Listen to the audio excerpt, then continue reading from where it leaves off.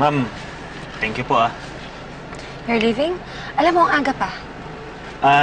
Ma'am, kasi may pupuntahan pa po ako eh. Dalawin ko pa po si Luisa sa kulungan. Akala ko ba nakalabas na siya? Di pa ba ho binabalita sa inyo ng boyfriend nyo? Kinasuhan na naman nila si Luisa. Mga wala silang awa. Lalong-lalo na ho yung boyfriend nyo. Okay, I'll be honest with you. Jared is wild and crazy. Pero hindi naman siya mamamatay tao. Ma'am, may ebidensya ho kami. Like what? Like Luisa's statement? May tinurok ho na drugs kay Luisa nung mangyari ho yung krimen.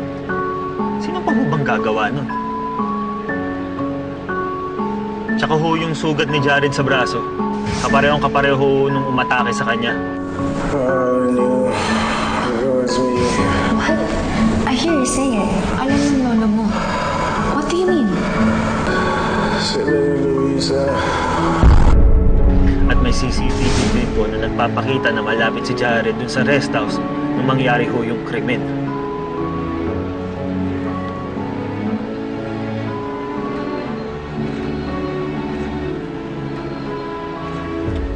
Ma'am, desperado na ho kung desperado. Pero kung may alam naman ho kayo, makakaawa ho ako. Tulungan niyo naman ho kami. It's not my job to help you.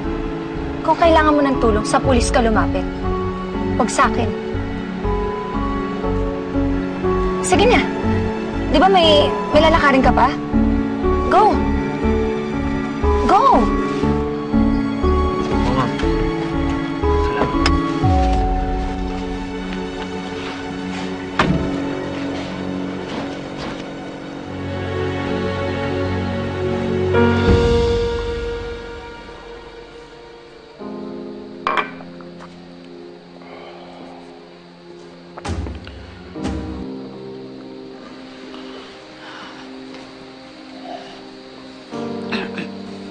Sir.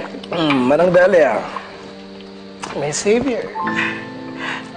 Ano po kailangan natin? Sir, nabalitaan ko po kasi.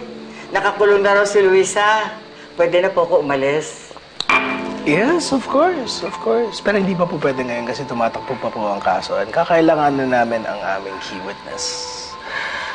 Pero gusto ko na po sana makasama ang pamilya ko, sir. Hindi rin to magtatagal. Matatapos rin to, Manang Dalia. You just have to be patient.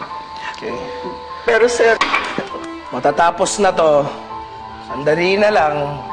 Maghintay kayo. Opo. Opo, sir.